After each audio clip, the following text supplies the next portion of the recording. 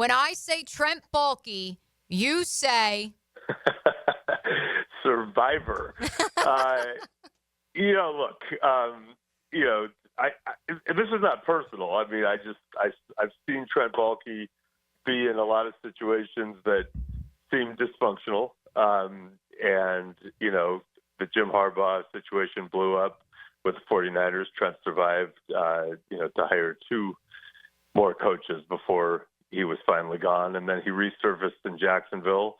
I believe that, as soon as Dave Caldwell was out, Trent Baalke was like parking in his space the next day, from what I heard, and moved right on in. And so, look, it's a performance business. It's a performance league. And all of us, when we don't perform, tend to pay consequences. Some people more quickly than others, especially if you happen to be black in the NFL, but that's a whole other subject. But, I would look at the Jaguar situation, and, yeah, they're going to find someone to be the coach. It's not like, oh, my God, no one would ever coach there. There's only 32 of them, and coaches believe they can turn things around. But, people who have been saying for weeks and weeks, this will be the best job.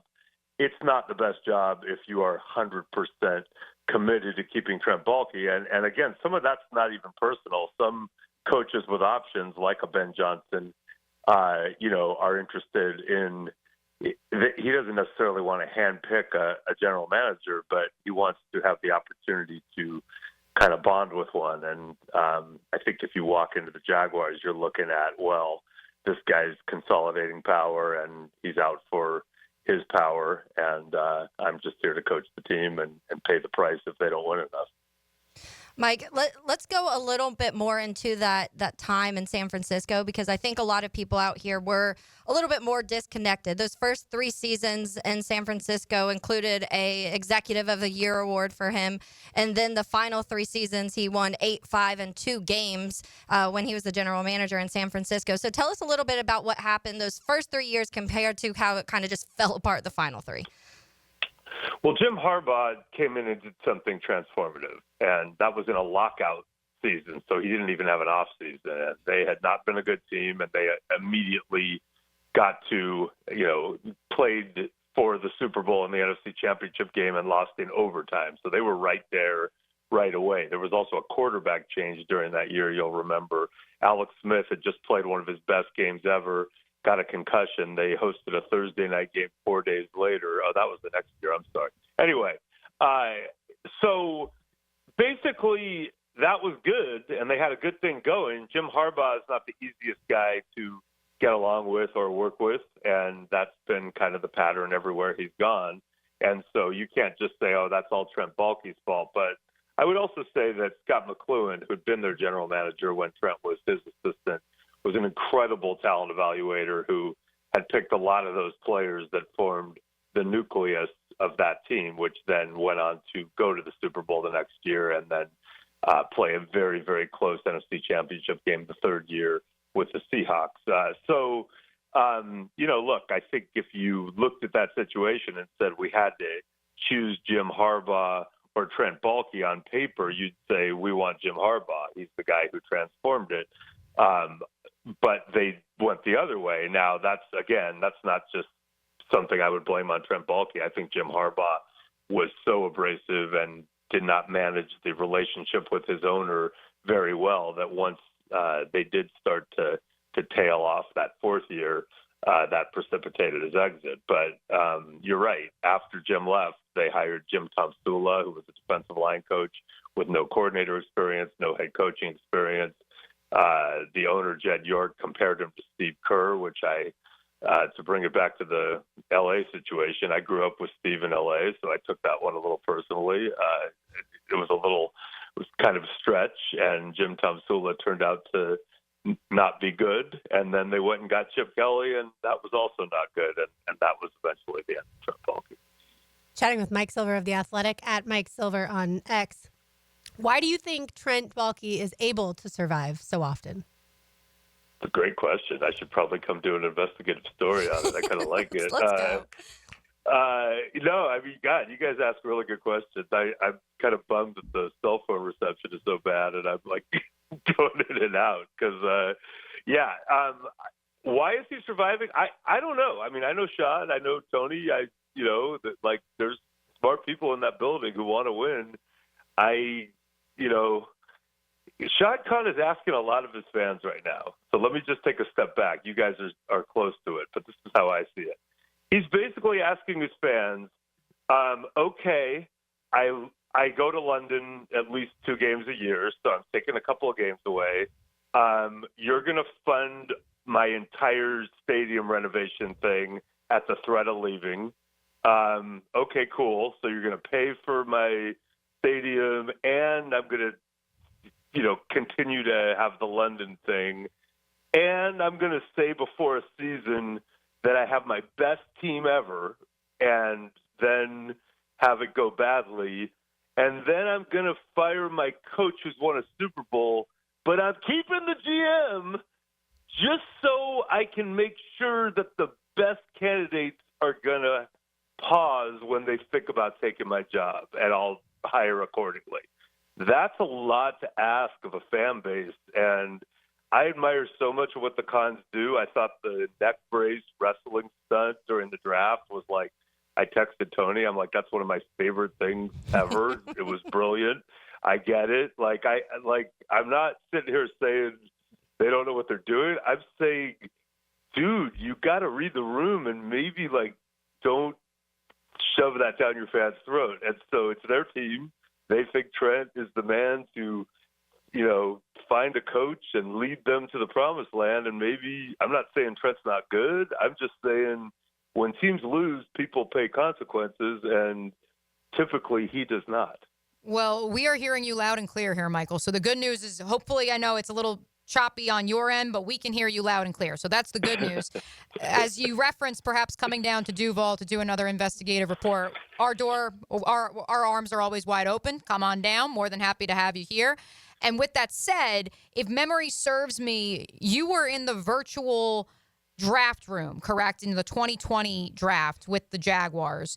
And so I'm curious if, knowing your previous experience with Trent then, knowing his reputation around the league, did you get any sense during that 2020 season, his first season here in Jacksonville as the director of player personnel, that history may not repeat itself, but it does rhyme, in the words of Mark Twain? Did you get any inkling that was about to unfold? No, and to clarify, that virtual draft, wow, what a saga. I was basically piped into Dave Caldwell's, personal.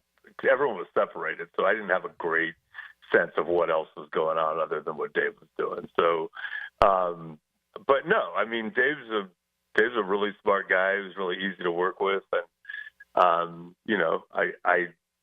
I was surprised maybe that he brought Trent in, but whatever. People in this league go to different places and reinvent themselves. I have a story out right now in The Athletic, of all things, about Ryan Grigson and Brian Flores with the Vikings in new roles, who have kind of reinvented themselves and tried to shed their ogre images and are now back in play. And, things change in the NFL, but I thought, they had that great run where they almost went to the Super Bowl, and then it dissipated so fast. And I think Shad was thinking, once they had that run, finally, we're going to be the team I thought we were. And then, it all went away so fast, and, that was certainly frustrating. He believed that when Tom Coughlin came in, that was going to be the answer. He believed that, when Doug Peterson came and they won that playoff game, okay, it's happening. He obviously is trying to shake it up, as owners do when teams don't perform. I think owners sometimes don't like to fire the coach and GM together, because then they're kind of untethered. And it's like, okay, well, who do I hire first? Who do I rely on to find these people? It's easier for an owner to say, okay, I'll fire the coach, but the GM and I'll do the search together. There have been situations, for what it's worth, and I think, Mia, you asked this, if I'm not mistaken, in the press conference. Yes. But so, for example, when the Rams fired Jeff Fisher and were doing their search, in the one that resulted in Sean McVay being hired, their attitude was basically, hey, Les Snead's still our GM. We're not firing him, but we're going to go get a coach, and we're going to basically ask the new coach, like, yo, do you want to keep Les Snead or do you want us to go get someone else? And so they did hire a then 30-year-old coach who probably didn't feel comfortable, even if he wanted to make that move, doing that as a 30-year-old. Like, yay, I'm the youngest head coach in modern NFL history, and I'm making a power play from day one. So it turned out Les stayed, and to Les' credit, he's worked really well with Sean McVay, and they've got a great thing going, and they're back in the playoffs again, and it's cool. So I do think it's a fair thing to ask, right? Is Shad just saying, yeah, Trent's doing this search with me, but is it possible that he's going to, go after a big fish, and then if that person is like, yo, I'm your guy, cool, let's change the GM, then he'd do it. It doesn't feel that way to me, and you would know, having asked the question, like it feels like he's not saying that. Now, would he hire a coach and a year later make a move or something if it's not working out? Maybe. But, like, it feels to me like he's saying, nah, you're not telling me to fire my GM. He's my guy. Mike, I know Albert Breer, he reported today, he said it could indicate some flexibility in the roles in the front office. To me, it just adds on to the backwardness and dysfunction of what has been this last years with Trent Baalke here. Yeah. I mean, like, if you were a coach with options, would you gravitate toward that or away from that? I would go, like, okay, like the GM's got like a magic spell over the owner maybe, or I'm not seeing something, but, I would add it to the list. I think Jags fans are such devoted fans, and they care so much, and they put up with a lot, in my opinion, recently. Like, it's, I think a lot of people around the country might take it for granted, but, like, try taking 2 home games a year away from Pittsburgh or something. Like, I know it's not a direct comparison, but that's kind of a thing. And, okay, cool. Like, I get it. I'm actually a fan of the London market, and I think it's a cool thing the NFL's doing, but also, like, it's a hedge, clearly. And, we tell people this is your team, right? Your Jacksonville Jaguars.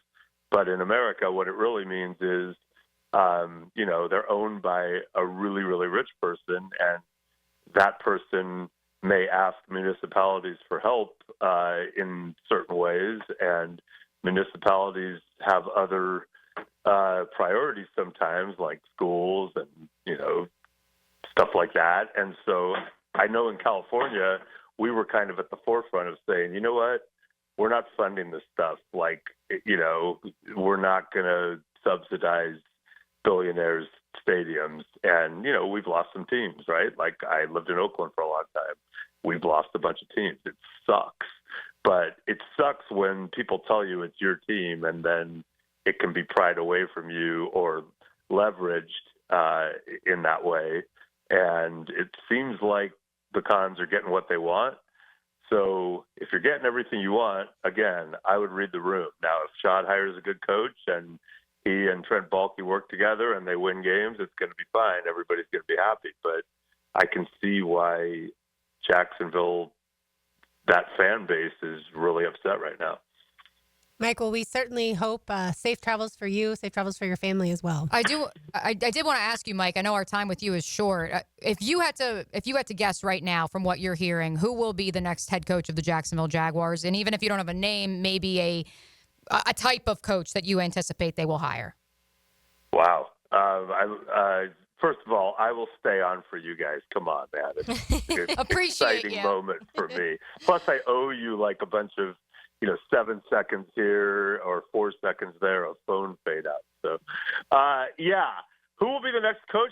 I'm looking for humor here. Like, I'm thinking, Doug Marrone is available, Tom Coughlin. I don't know. I think I would take Ben Johnson off the list. I would, I would take Bill Belichick off the list unless, they blow out the GM.